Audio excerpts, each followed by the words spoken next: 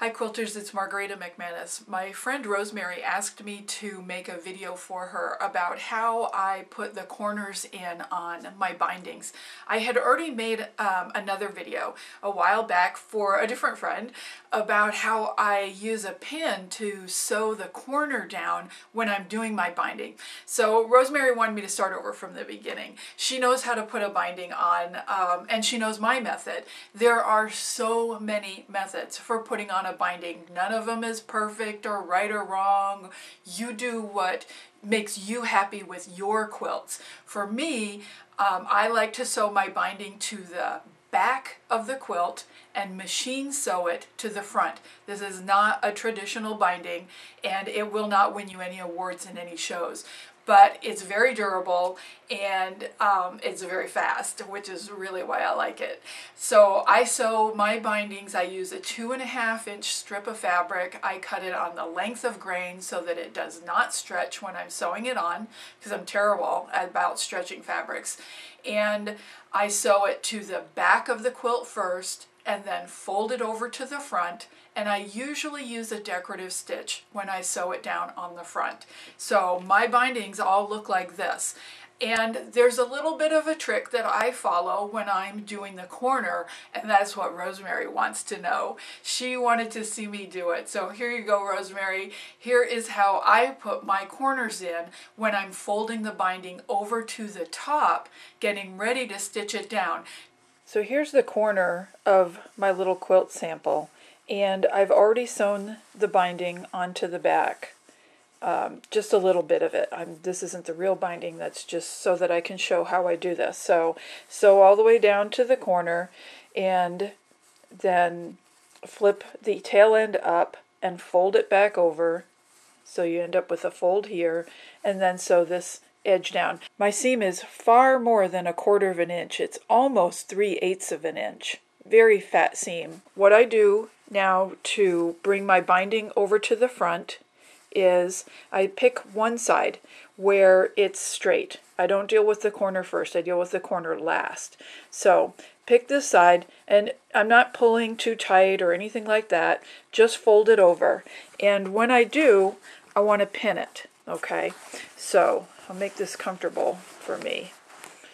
I fold it over, and you can see that when I do, it's just barely going to cover those stitches because of the width of the seam and the width of the binding that I'm using. And they're related. If you use a very wide binding like I do, you want to use a wide seam. So I don't even care that it catches both edges of the binding. Right now I'm just making it secure and folding it over flat. You can put a couple of pins here if you want to, just to keep that in place for now. Then I go over to the other side and do the same thing. Find a place where it's nice and straight and flat and fold it over, and then just secure it with a pin. Alright, so now what do we do with the corner? Well, before it had a nice little straight up and down fold in it, just like this. The fold was over and it popped straight up just like that. Now it's got this sort of a pocket in it. Now there's this is the method that I use for my corners. I'll just fold this over and work this corner pocket to get it straight, okay? I'm not real concerned with the back right now. I'm far more concerned with the front. The only thing I'm going to pay attention to here on the back is this. My fold is on this edge here, going that way. So now what I want to do is bring this edge up, the same edge that the fold on the back is. I'm going to bring this edge in, and I'm going to hold this with my thumbnail right on the edge of the binding here, and then fold this side over, all right? And I'm going to secure it with a pin. Now there's a couple things I want to show you. First of all, I have opposite folds. Fold on the back is going this way. It's this seam that's folded over the other one. So I want the opposite on front. I want this one folded over the top of that one. And that gives me a fairly flat corner. Now see how the two don't really line up? That's what we're going to work on. I didn't tuck it in far enough. I'm going to hold this a little bit further with my thumbnail. Not pulling this at all. Just folding. Hold the corner. Okay? And work. Loosen this just a little bit. Pull it back. Okay? It's a process that just takes a little bit of working with your fingers to get them to line up perfectly. Okay, now when I go to sew this down, I'm going to have it in the sewing machine, and this is what the other video is about. I'm sewing this down with a decorative stitch because I used the very wide seam on the back to sew it binding on with. This edge, the folded edge, will line up just over my stitching, alright?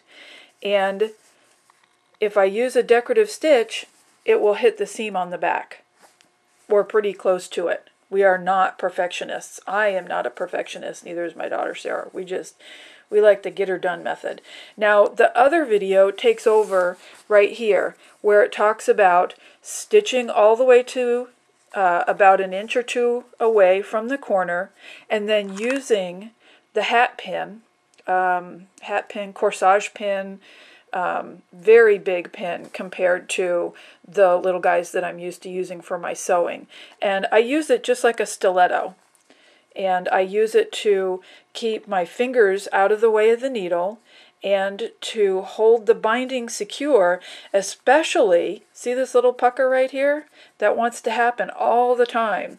What you're wanting to do when you're sewing your binding on is use your pin to keep it up here, and also use your pin to make sure that your two edges match and you get a nice corner, just the way you want it to look, your finished quilt to look.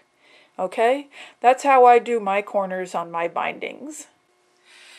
So thanks so much for watching my binding video. I've got plans for lots and lots more. If you like what you see here, please subscribe. There should be a subscribe button somewhere around the frame of this video. Thanks so very much for watching. I'm Margarita, and I'll see you next time.